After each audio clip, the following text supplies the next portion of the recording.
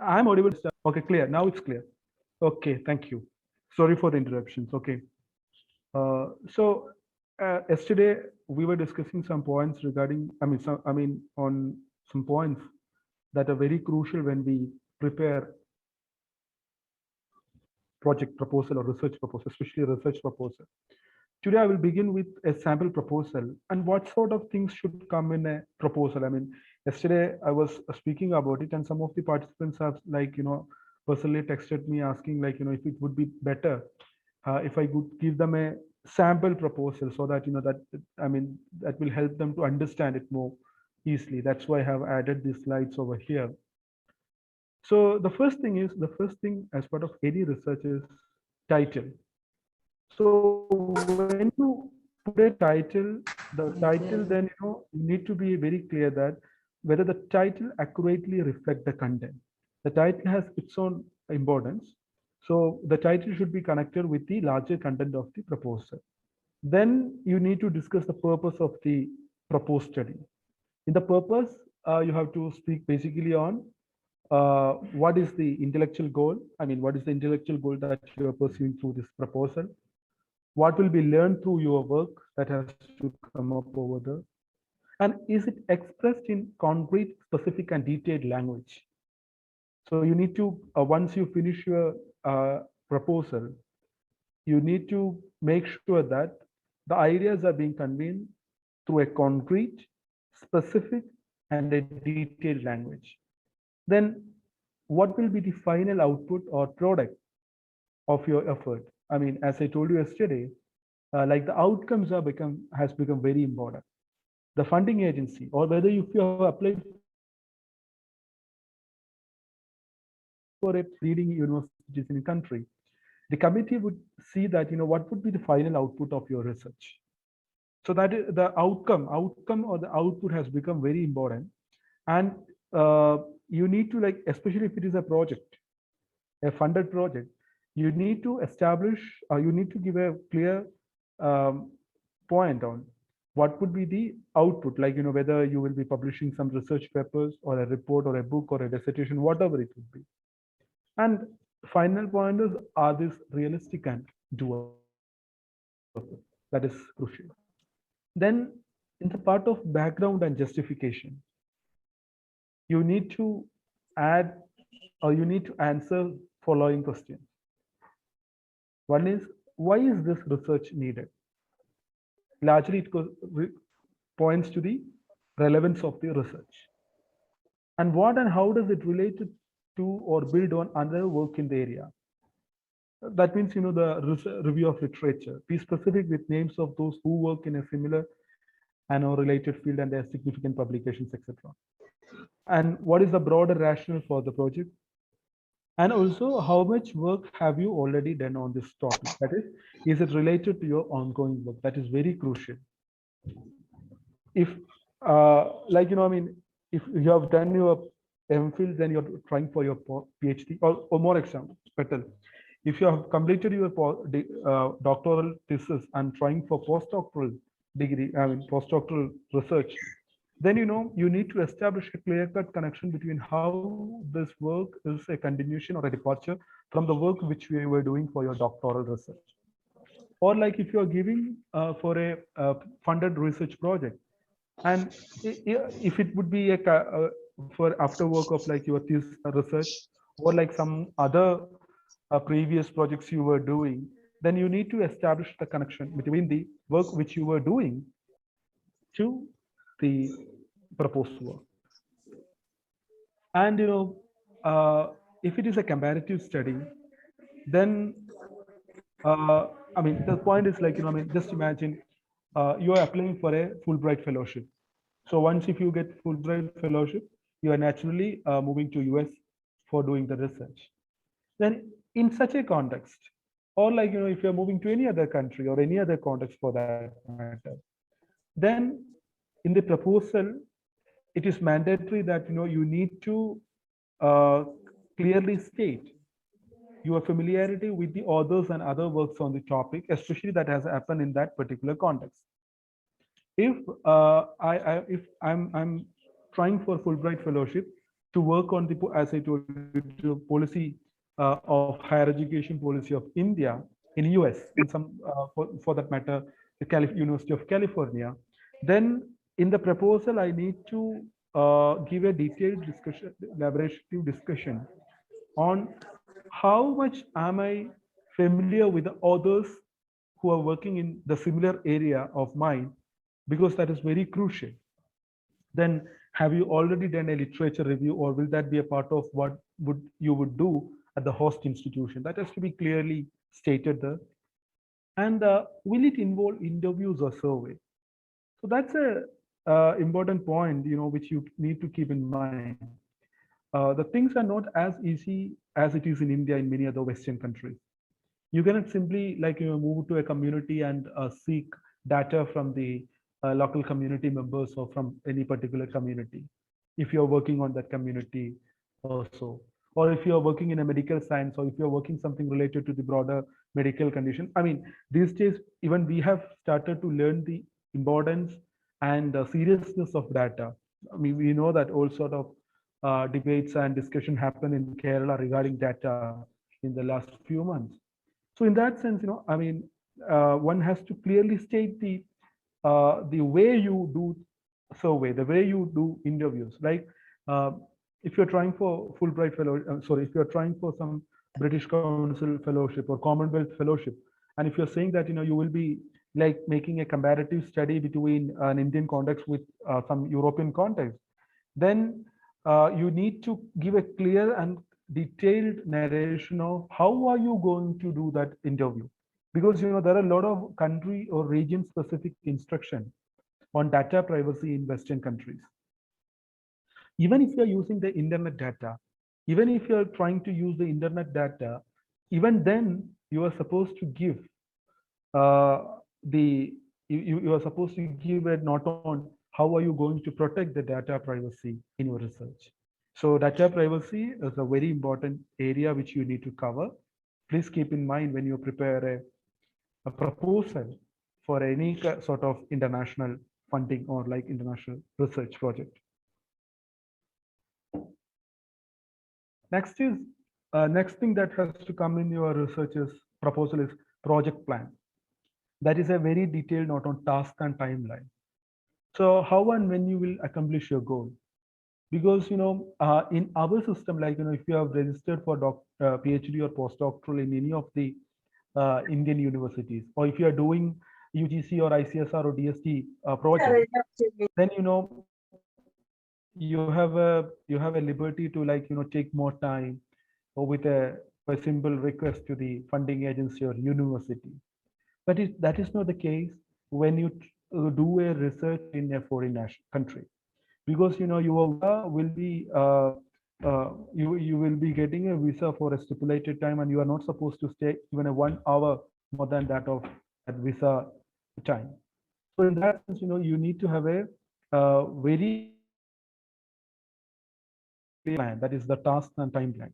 How and when will you accomplish your goals? So you will be having each step. When are you going to finish each step of your research? In the proposal itself, you need to give a very broken down the steps you will be take to accomplish the research, and how long you do how long do you estimate that it will take you to accomplish each of these steps.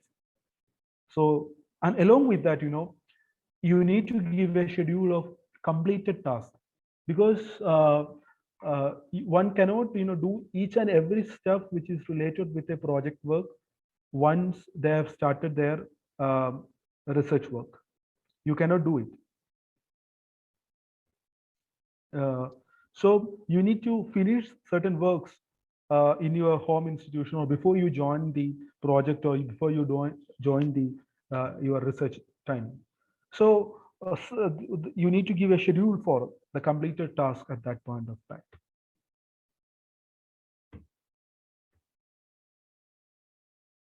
Then last is qualification. That is, please add no more than a paragraph on your specific experiences or qualification for the project, in which you are basically trying to speak, you are basically trying to provide the reader an idea on you are the right person for doing this project. The final is reference list. I have already mentioned about the reference list. So this is largely about the a sample proposal you need to prepare along with the content. And these days, most of the projects, most of the research uh, requires a recommendation letter.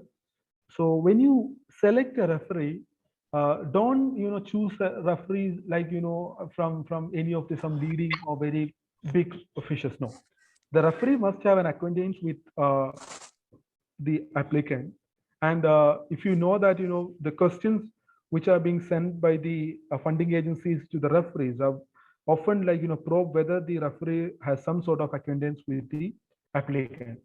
So if you give a referee's name who might be very important person, who might be a very much popular person in your area, but you may not know him or her very closely, then that would act as a negative on you rather than a positive step. So make sure that the referee has some sort of acquaintance with you. So this is largely on the model of a project proposal or research proposal. So friends, if you have any doubts, comments, suggestions on this part, now the floor is open, please.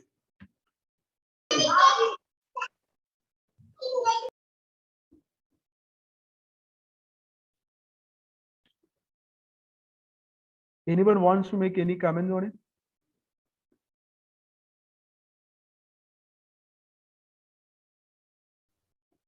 Hello? Or was it clear? Yes, sir. It was clear. Okay.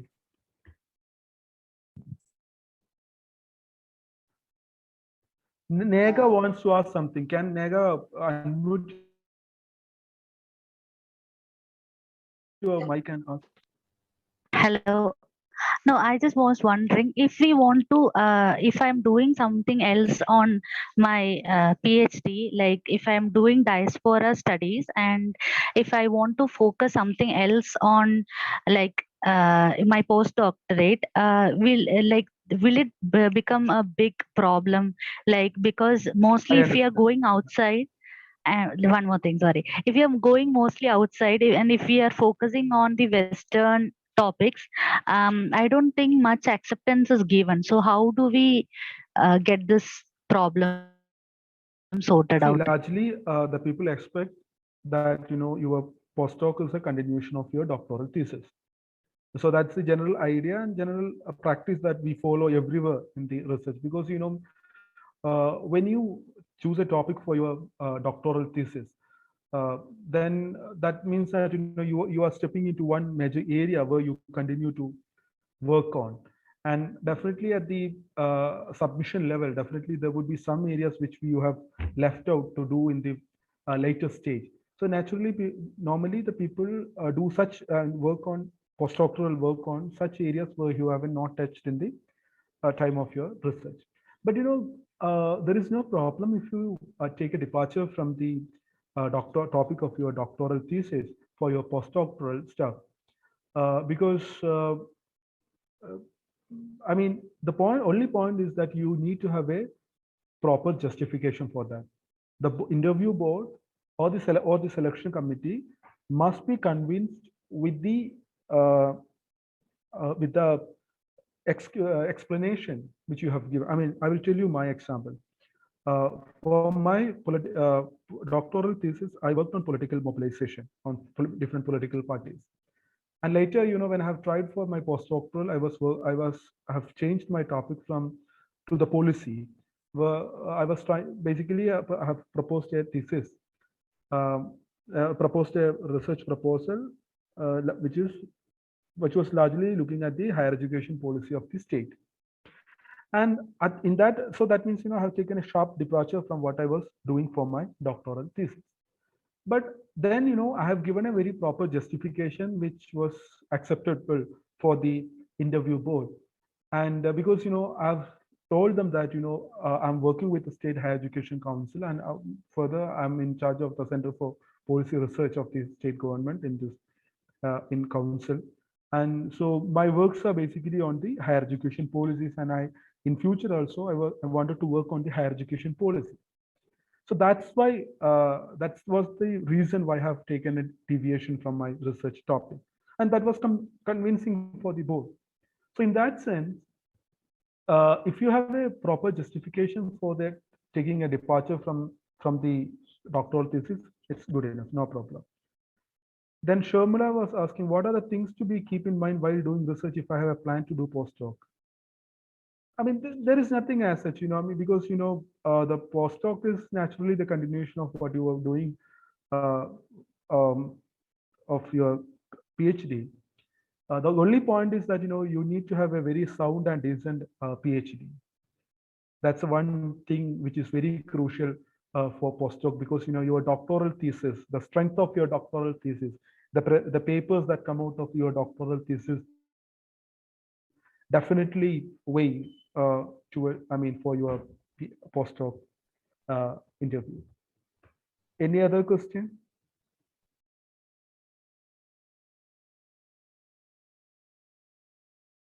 May I move to the next slide? Yes, sir. Okay.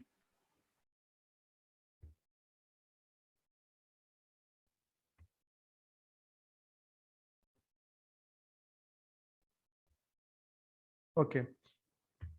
Friends,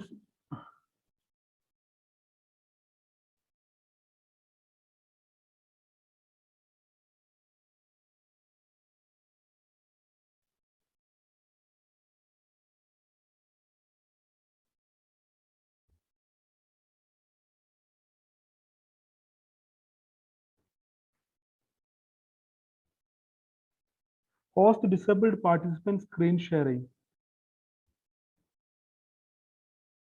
Hello? 1 second, sir. We'll sort it out. The screen sharing, you can screen share, there is no issue. But here it shows like host disabled participant screen sharing.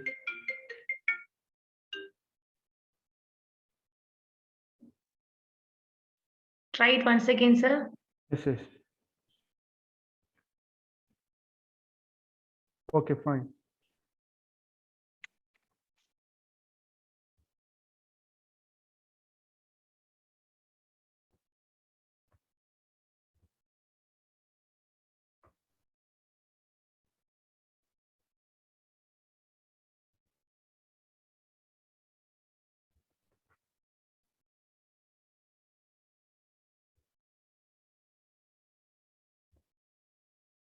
It's visible now, right? Yes, sir. Yes. Kairali Research Awards. Yes. Friends, actually, now I will be speaking on a couple of schemes. Initially, I will be speaking on a couple of schemes which are very particular to state of Kerala, which are being administered by the state government and state higher education council. Later, I will move to some general programs which would be applicable to even the participants from other states of the country. So please cooperate with us. So how many of you have heard about the Kairali Research Awards?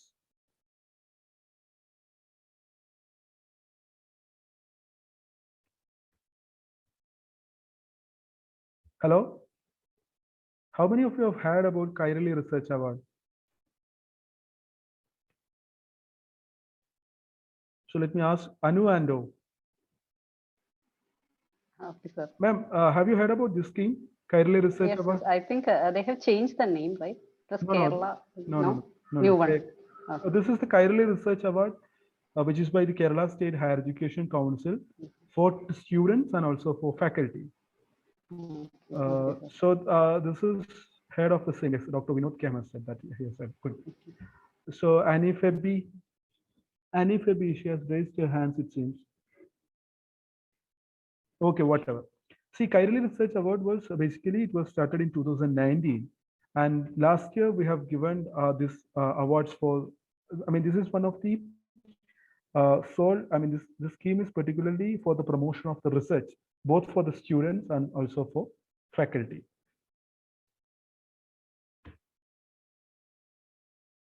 So Kairali Gaveshana Puraskaram, this is for faculty. So last year, as it was the first time, we have just given it only for the 5 number. So the condition is, it should be all for a Keralite, and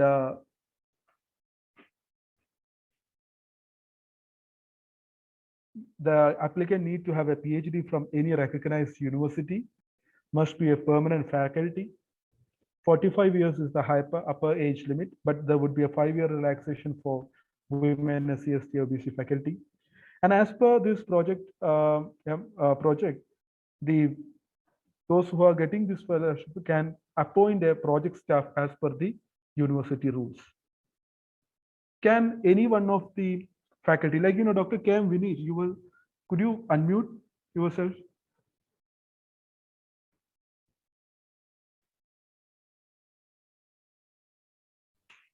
Hello.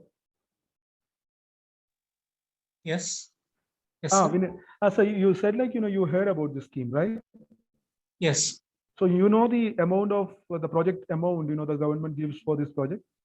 No, I don't remember correctly, but I saw this proposal, but I couldn't, due to some personal reasons, I couldn't submit my proposal. Okay, so where do you work? I'm working with the government college Tripunithura now. I was with Maharajas, now at Tripunithura. Which subject, sir? Commerce. Commerce. Okay, fine. Thanks. So, Kairali Gaveshna Puraskaram, it's like, the government is giving you, the council will give you 25 lakh, a consolidated amount for 2 years to do this research. Out of this 25 lakh, 1 lakh is will be given as an award, and there will be a citation, and 24 lakh can be used according to the need of your research. We are not giving you any sort of heads in which the money has to be used. The heads has to be fixed by the applicant, heads has to be fixed by the awardee, so that because we understand that demand or requirements in physics would be different from that of economics, and the requirements in English would be different from that of microbiology. So that's why the awardee has absolute autonomy to use this money, and even they could travel internationally for presenting papers or for data collection using this money. So this is one of the unique awards that is being given in the country. I mean, I think no other state governments in India gives such a huge amount of money with that level of liberty to do research like Kairali Gaveshna Puraskaram. So now there's a slight changes for the mode of appointment. This can be directly submitted to the Kerala State Higher Education Council, and there's a selection committee, and there will be an interview. And for the Gaveshna Puraskara, see how we are demanding the proposal. It's a very particular, as I told you, these days all agencies have become very specific and particular in matter of proposal. Research contribution of the applicant, that's of maximum 3 pages. Project summary, 3000 characters. Please remember that it's not words, it's characters. Objective, 1500 characters. Outcome, 1500 characters. Methodology and research plan, which we were discussing yesterday, maximum 3 pages. See, we are demanding 3 pages. When is the project summary, objective, outcome, everything that consists of only 1500 characters, we need a very detailed research plan from the applicant. Because when we give 25 lakh rupees, we need to know that the applicant has a clear-cut plan to implement the research project in the stipulated time. So that's why an ample space, that is for 3 pages, has been given, so that they could provide a correct idea on the operation of their implementation of their research. This is for Kairali Gaveshna Puraskaram is for students. This is like a postdoctoral research fellowship. This is also for the Keralites. We will be giving in 5 numbers. Initially, that number will be increased later. PhD from Kerala, upper age limit is 30, and there will be a 5-year relaxation for women and other categories. So here the student has to work with any of the research supervisor in any of the registered universities in the country as a regular program. This is also being given to 2 years, and here we are giving 5 lakh for 2 years. And again, as in the case of teachers, The research scholars are also have an absolute liberty to fix their heads and on what ground their money has to be utilized. There's a travel grant of 75,000 which they could use to travel national level or international level to present papers or so. And there will be a money of 25,000 as an award and citation. Here also, like, same like title should be maximum 500 characters, summary 3,000 characters. Output, we have asked output that is of 1,500 characters. Methodology and research plan, again of 3 pages. Kairali Gaveshika Puraskaram. And this is the committee that will be interviewing the participants. This is the committee that finalized the award. The chairman is Dr. P. Balaram, that is from the IISc Bangalore, Professor Prabhat Patnaik, Dr. Tanu Padmanabhan, Dr. E. Jammis, and also Sachidananda Maharsh, our noted writer, are the selection committee members for Kairali Research Awards. So, any doubts? You're free to ask now. So what about this year's opening? Now, in 2 or 3 months, we will give call.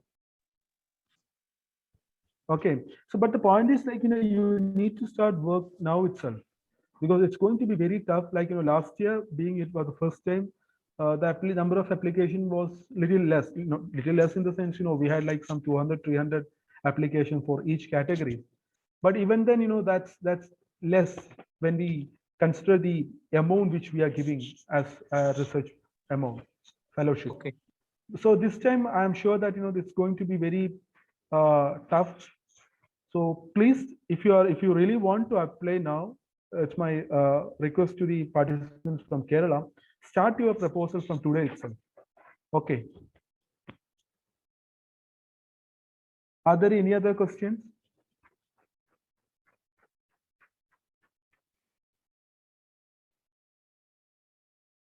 If anyone has any doubt, they can unmute and ask now. Okay, let me move to the next slide. Okay. Yes, sir. So this is another scheme, that is to promote research culture, academic culture in our state. That is Erudite Scholar in Residence Program. Again, this program is very, very noted program, very popular program of Kerala State Higher Education Council. And why I'm discussing this over here is that we need to have a good network in order to enhance our research capacity. If you want to get a foreign fellowship, if you want to get a foreign projects, or you need to have a very good network over there. That's very crucial.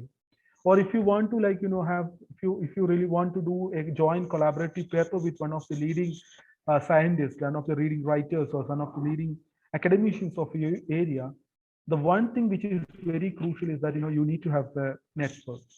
So this particular program is basically, this was started in 2008, 2009, and was largely aiming at inculcating research culture within our campus. Also, we believe that our faculty and our students would get an opportunity to have opportunity to mingle with Nobel laureates, outstanding scholars, writers, and many of our students and faculties have immensely used this project as well. We are very happy that some of the faculties in Kerala, and even some of the research scholars have joined publication with the Nobel laureates and very leading scholars and scientists, just because of the connection that they have developed through Erudite Scholar in Residence Program. So this program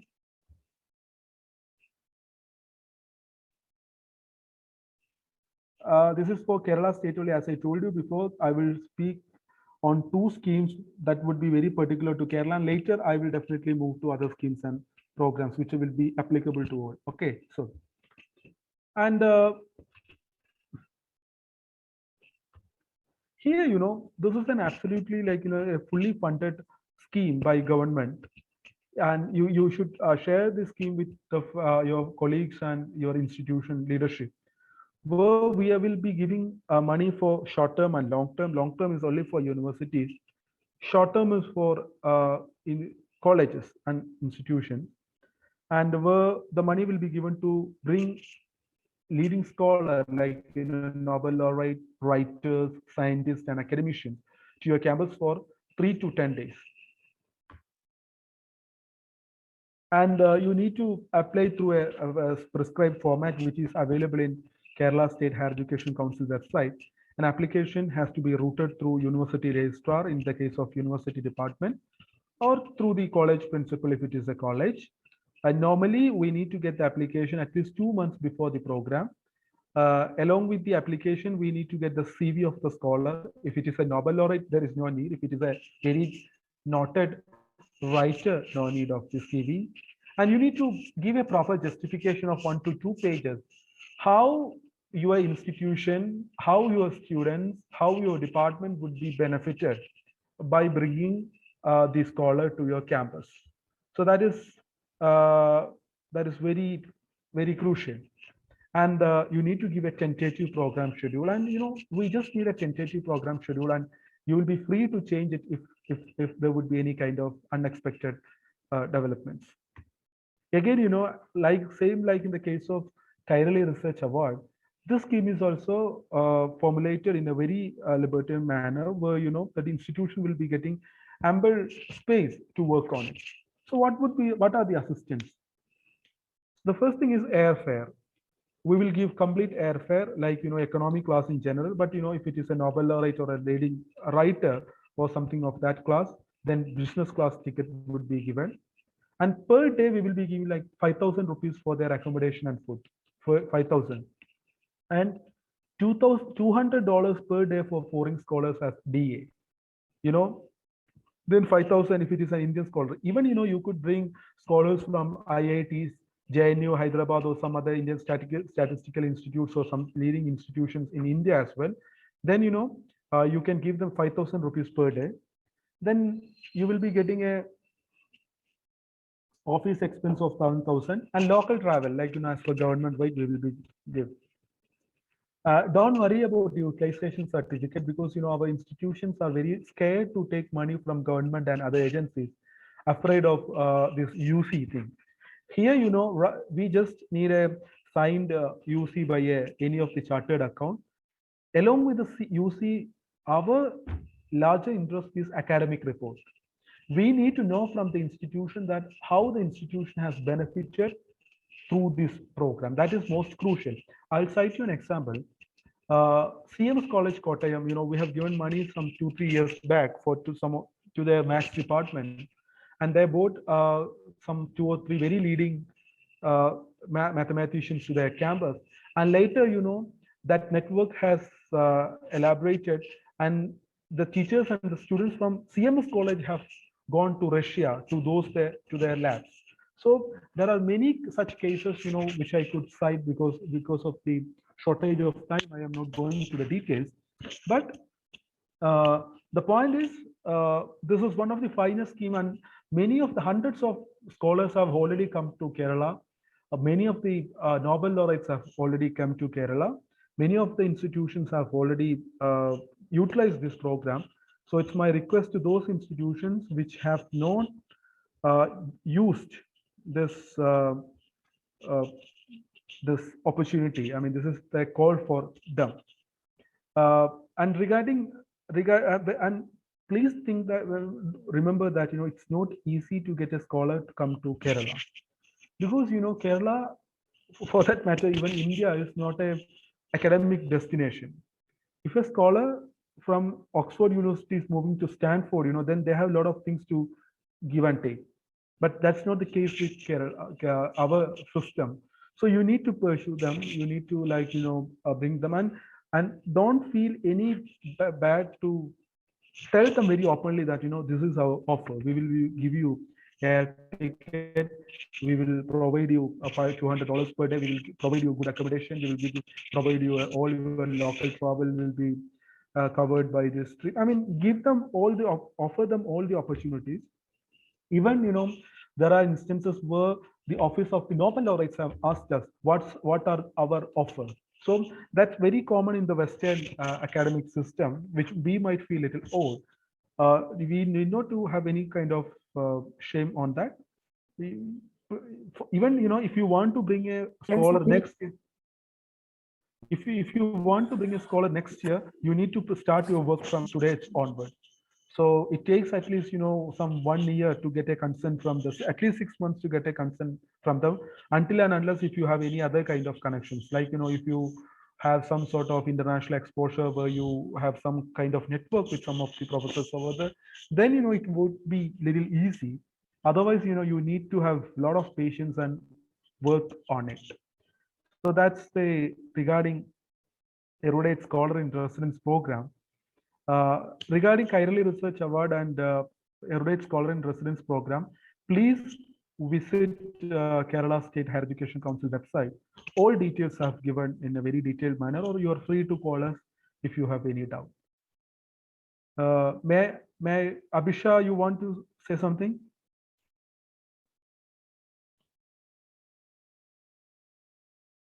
No, okay, fine. May I move to the next slide? I think yes, sir.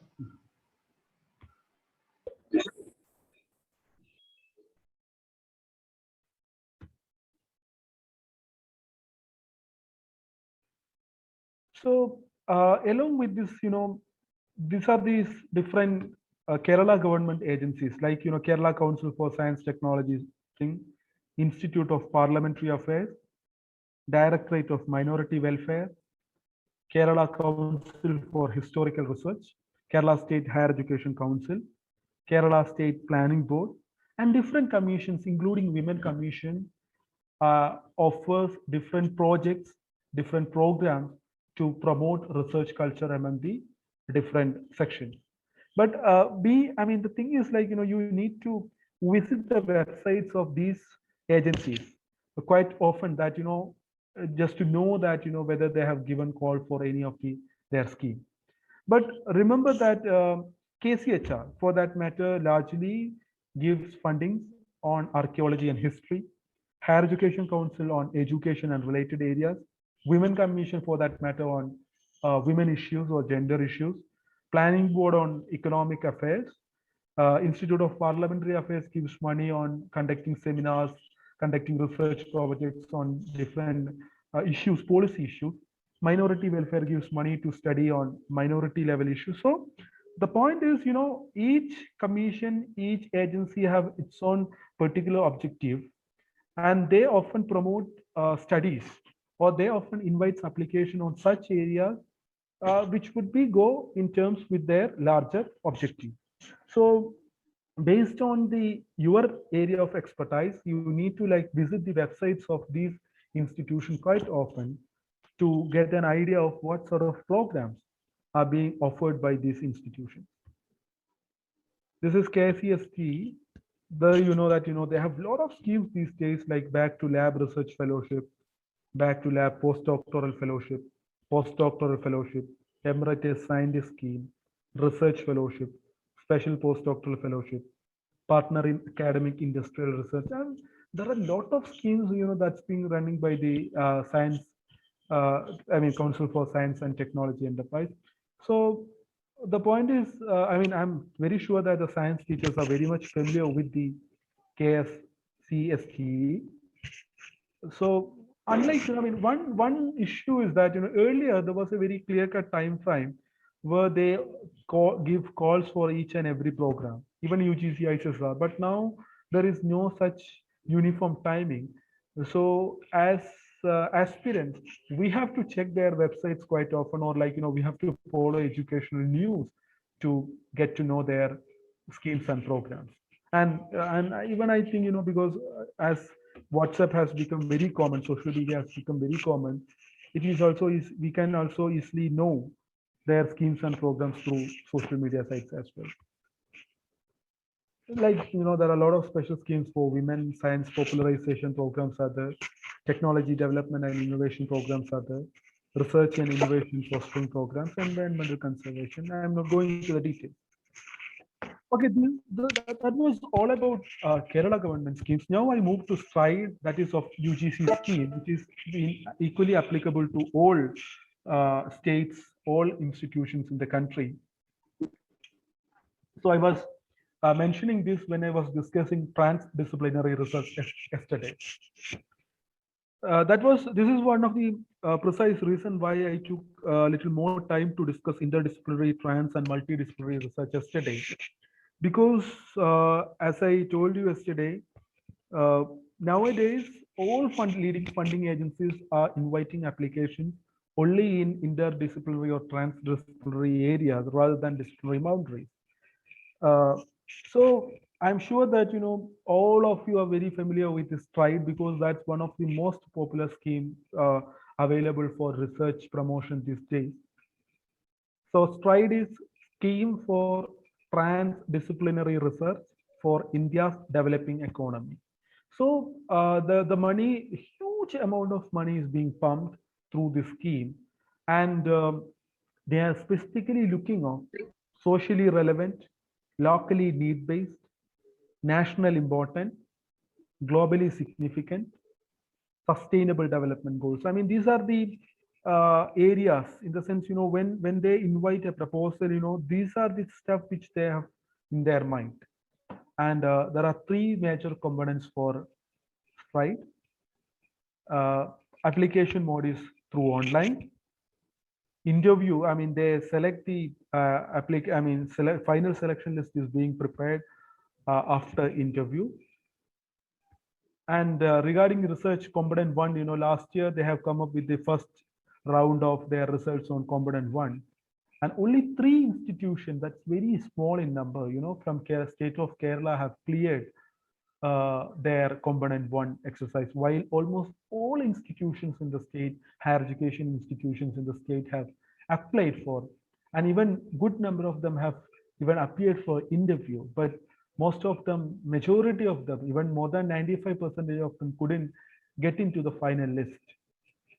So the component 1, as I told you, has to be applied by the institution, and the major objective is to promote the research culture within a higher education institution. Basically, they give money to enhance the research capacity of teachers and students, and also human resource development focused on colleges and universities, and it is being applicable to all disciplines of a higher education institution. They give a support of up to 1 crore. That's the money is not a small thing. They're giving up to 1 crore for a tenure of 3 years, and there requires a faculty coordinator for the scheme. And see, there are 2 parts of the proposal. First one is institution profile. That's what I was discussing yesterday. Along with the strength of the project proposal, these days funding agencies have started to look at the institutional profile as well, in order to to understand whether the institution has any potential to grow. If we give the money, if we give 1 crore for doing a research proposal, will that institution have a potential to grow?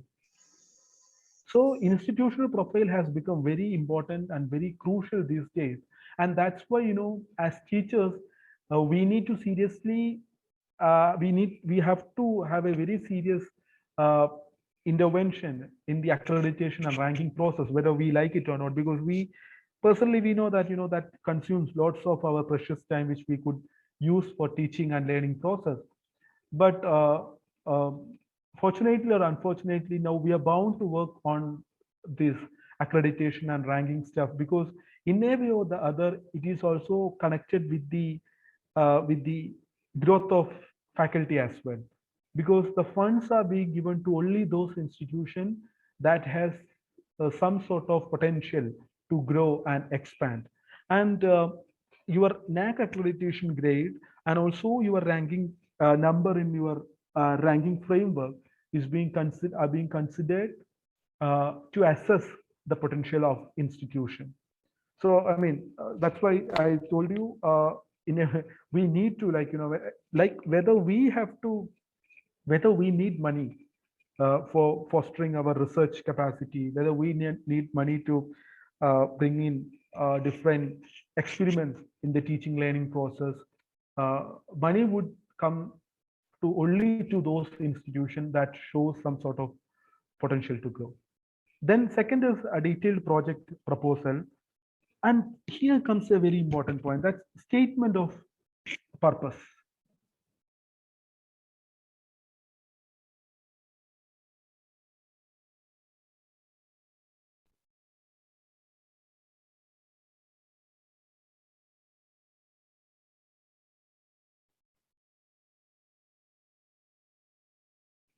One second.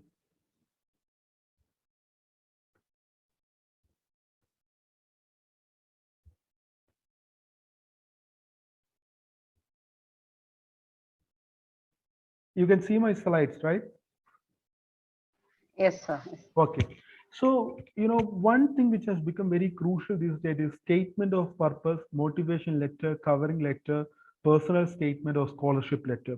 Even today, when I was today morning, when I was going through an application form by Kerala Open University for the application on content writing, I have invited application from faculties and other uh, from faculty for content writing.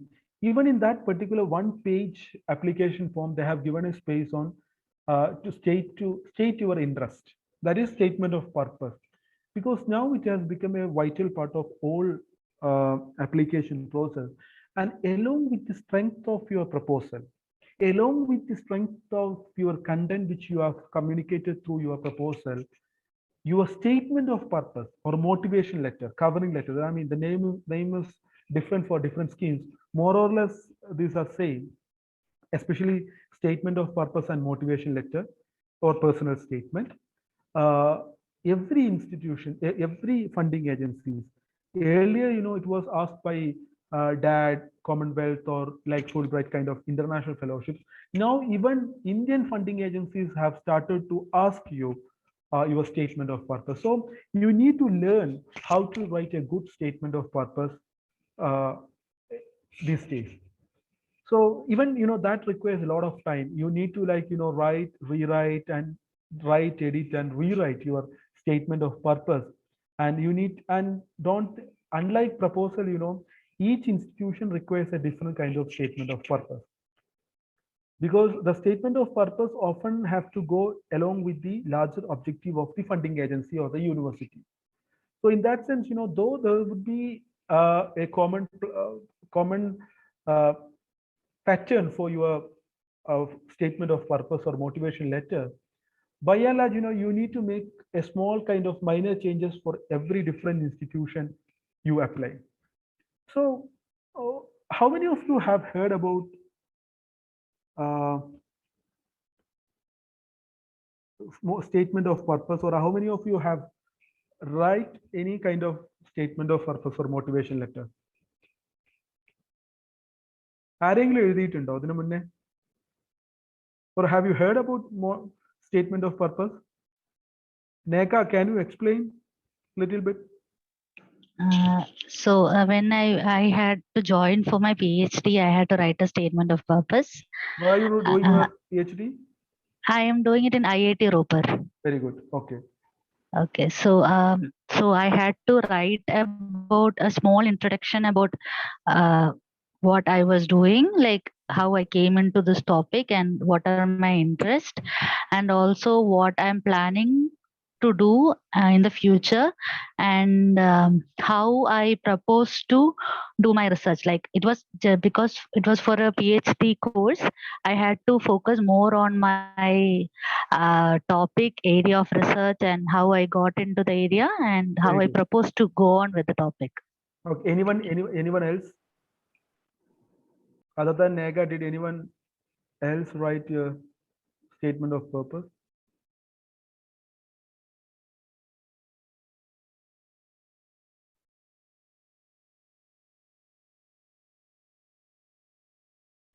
Okay, no problem. So what should you write, when you write a statement of purpose or motivation letter? So in statement of purpose, basically you need to write who you are and what and why you want to study. Then, as Nega just said, your attitude and motivation, including your preparation for admission. Then your academic plan research interests, and also your future career goals. So the point is, here you need to write more about you rather than, the larger research content of your proposal, larger content, academic content of your proposal. So this is the place, where you want to, where you get an opportunity to express yourself. Because before the interview itself, the board, the selection committee gets an opportunity, to understand who you are and why you are here. In the sense, why you have submitted an application for that particular university or that particular funding agency, or like, why do you want money from a particular funding agency, or why do you need an admission for postdoctoral research from a particular institutions or university. So this is very crucial, and don't take it light. Don't think that this is the one thing which you can write after your proposal, because when it comes here, even our experience from Higher Education Council, like, by and large, the content wise, all proposals are equally strong, more or less. I mean, there would be a very minor kind of like, if you are giving mark, only like half mark, 1 mark difference would be the between most of the project proposals, because content wise or academically, our teachers, our scholars are really good, and they are very good. They are doing really good in their respective areas. So then at some level, statement of purpose, statement of, and at some level, then at that particular level, the statement of purpose becomes the most crucial area where the selection would be decided. So that's why I told you, don't take statement of purpose as one thing that can be right at the last. No, it's not like writing acknowledgement for our research thesis. It's not like that. It is equally important to that of our research content, because this is one area, this is the one page on which your admission would be uh, selected or not. So now, if the marks by more or less would be same, then naturally the selection committee would see the motivation or attitude of the score of the applicant. So that's the thing. So that's a crucial part of this thing. And how to write. So in the last slide, we were discussing what to write. Now, how to write. So you need to do a very proper research on yourself and also on the funding agency or the university. I'm sure that in the case of Neka, she must have done a very proper research on the department in the IIT and also the research department where she have applied. So you need to do a proper research, and you need to have a good self-reflection, because you are writing about you. So you shouldn't bluff, you shouldn't like give some sort of jargon or stuff, where you need to give a concrete analysis, or like സത്യസന്ധമായിട്ട് നിങ്ങളുടെ കാര്യം അവതരിപ്പിക്കുക എന്നുള്ളതാണ്. You need to present you with utmost sincerity and truthfulness. And uh, please remember that this is different from CV, because along with the statement of purpose, you need to submit a CV or resume along with your application. So do not write what is already there in your proposal or CV bar application. So this is the space where you got to write whatever things which you could not include in your CV or application or in proposal. So consider it in that way. Then university bar scholarship specific questions will be there. I mean, some of the institutions might demand that you need to add certain things in your statement of purpose. Then you are bound to give answer to those questions. And like proposal, here too, introduction is the most important part.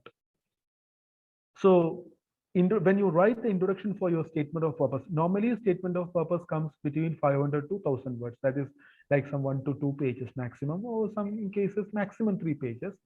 So in that sense, introduction is going to be very crucial.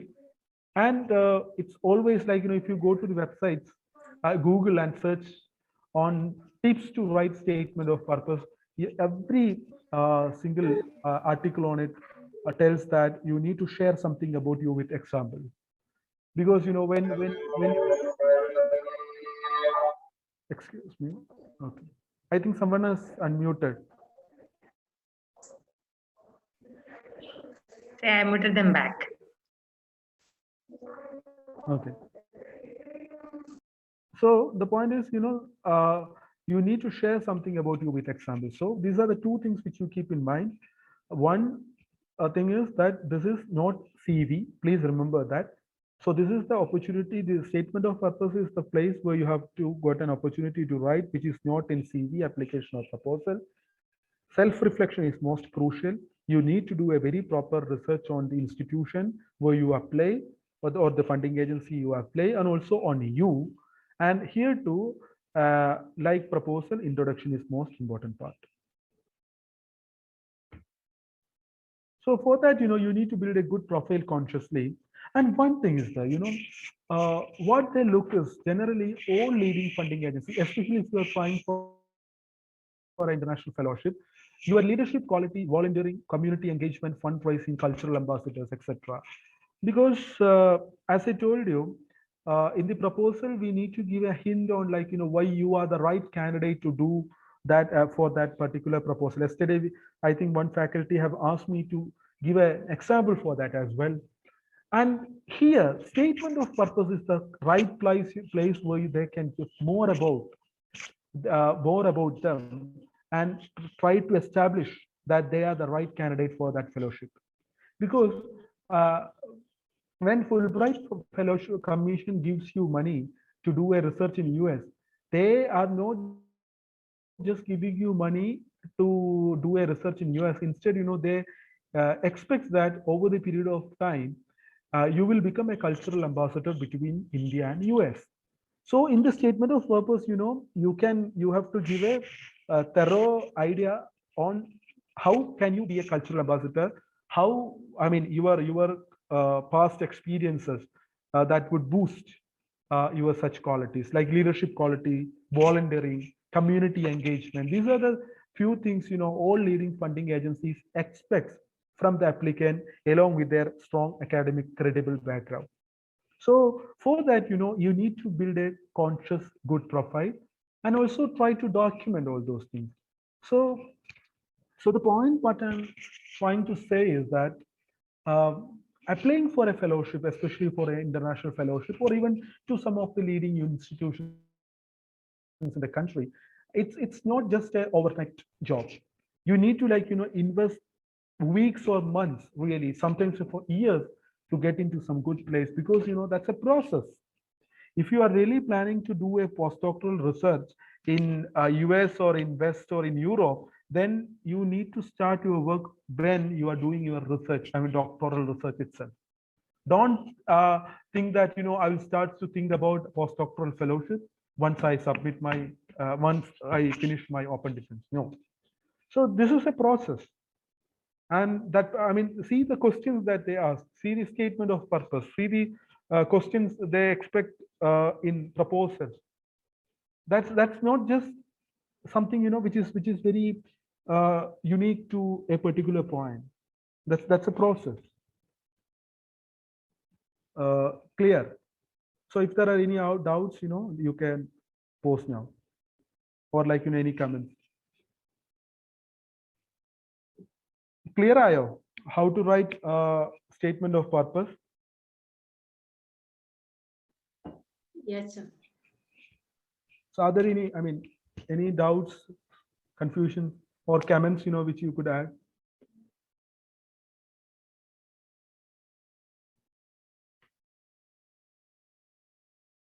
Okay, so let me move to then.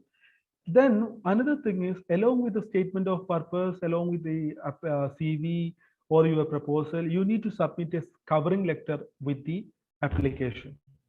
So covering letter is also very crucial, because each covering letter, covering letter for international funding agencies would be different from to that of one of the leading institutions in the country. So in the covering letter, again, you are getting a hint, you are getting an opportunity to add those things which are not included in other stuff. Okay, so it must be a very brief stuff. And if you are applying for DAT fellowship, then you need to even you can add that at what time you are supposed to reach Germany for starting your work, and how long you are planning to be there, and every other things, like every single minute details which were not given in application statement of purpose CV can be added in the covering letter. But remember that covering letter should be of one page. It shouldn't be more than of from one page. So it should be very specific, very concise when you write covering letter. So along with your preparation for writing proposals, you need to work on statement of purpose, you need to work on covering letter, you need to work on preparing a good CV. So please consider this as a package rather than simply like working on some core areas and trying for some fellowship. So we were discussing the component 1 of UGC, component 1 of UGC Stride. Component 2 is for action-oriented research. That means, which has a concrete output and policy implication. You can do it in chemistry, you can do it in physics, you can do it microbiology, you can do it in literature, you can do it in Hindi, whatever it is. But it should be an action-oriented research which has a concrete output and policy implication. Again, this is for all disciplines. Here, young and middle level faculty can apply. Assistance is up to 50 lakh. Tenure is of 3 years. Here too, part A is the institutional profile. In the part B, you need to submit a detailed project report where you need to speak about research problem. Then transdisciplinary relevance. Please remember that, you need to establish how your research is having a transdisciplinary relevance than your own disciplinary limitations. Then relevance to national missions bar priorities. You need to give a very detailed review of research and development in the subject, that is review of literature. Then again, timeline, then expected outcome of that particular research. So if they are going to give you 50 lakh, what would be the outcome after 3 years? Component 3 is of high impact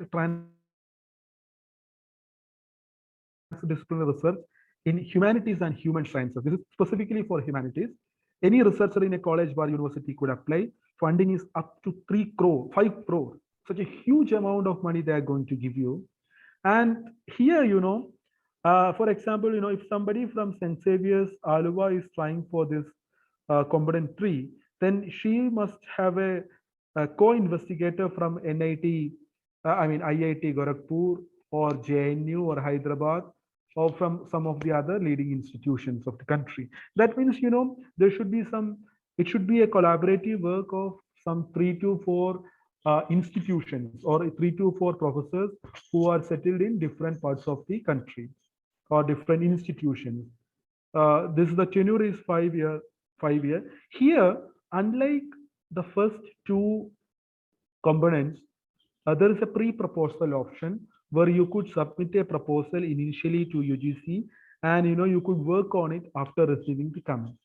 So here, because they are giving you 5 crore, and here too there is 2 sections. That is, one is profile of the institution. Second is detailed project proposal, where see what they are demanding. 1,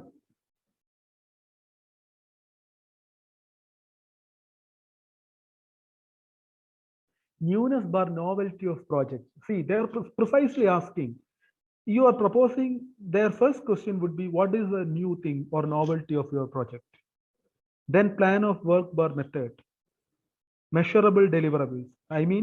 Impact on different sections. If you are getting money, how is this project going to have an impact on different social sections? You need to give a justification of budget. Another is project implementation strategy. I will come to it later.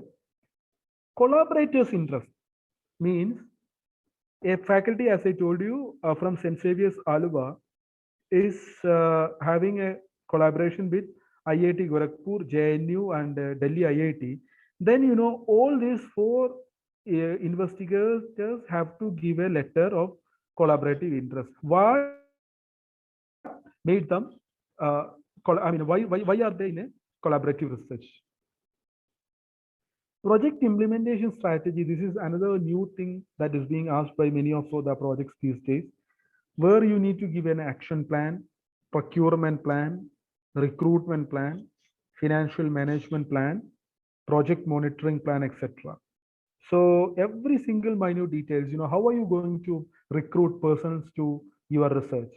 How are you going to procure different stuff? Like, if you are buying laptop, if you are buying some sort of other electronic gadgets, if you are buying how books from on a huge volume, then how are you going to buy it? So what sort of committee will be there to check the transparency in the process?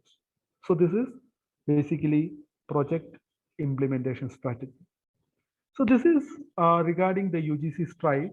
I think it's very clear because there are three components and everything has been given over here. Any doubts regarding UGC stride?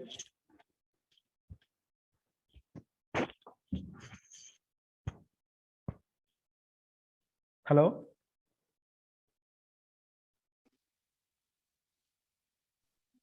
I think, sir, it's clear. Clear, right? Okay. So then let's move to IMBRES, that is of ICSR, Indian Council for Social Science Research. So IMBRES is their new scheme that is impactful policy research in social sciences. Again, ICSR is also giving money to do policy research, which has some sort of impacts.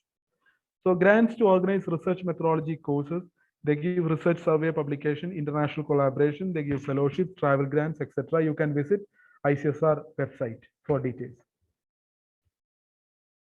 Indian Council for Philosophical Research, that is for research related with the philosophy, that is for, they are also giving money for research projects, conference funding and fellowships. ICHR or KCHR, that is Indian Council for Historical Research, they give money on history and allied areas, project fundings, conference workshop funding, and many other fundings are there. DST, Serban Directorate of Department of Biotechnology. Science faculties are very familiar with DST funding. That is year-round fundings are being given there. There are a lot of project fundings. There are special scheme for women, postdoctoral research to those friends who do research in who are now doctoral research. They can definitely try for DST's postdoctoral fellowship. Then FIST special initiatives are there. UGC, other than STRIDE, they are also giving money on major and minor projects. There are many exchange projects. The teachers and the research scholars could use the facility by the UGC on exchange programs. You can get all the details in UGC website. There are travel grants for presenting papers abroad by UGC. UGC is also giving some money to conduct seminar, workshop, conference. Other than this, other agencies are there, like, ministries and government departments, international agencies like Fulbright, Commonwealth Fellowship, DAD, British Council, such things are there. And regarding international funding, every universities abroad, and even now, Currently unmuted. Alt+A button.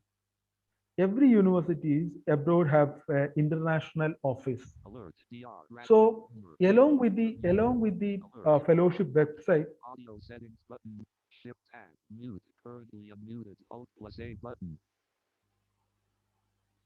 so along with that, every institution have an international office website. Even now, as part of internationalization scheme, even the UGC has directed our universities to start such office over here, where in international office website, like, for example, London University. In the London University's website, you could see one section of international office website where you could see that, all sort of institutional grants are being available, like, special schemes and programs and funding opportunities provided by London University will be given there. And also departmental websites are there, like all leading institutions and all leading universities have their own departmental website. So there will be like a lot of seed money as part of project fundings, which can be used by the scholars across the globe. So for that, you need to invest time to search the department website of your respective disciplines. And as I told you, for all these things, especially for international stuff, network is very crucial because it's very painful to get an invitation from a foreign university for getting permission to apply for Fulbright or any similar schemes. So that's why whenever you get an opportunity to build a network, please do it. I mean, that's one very crucial thing.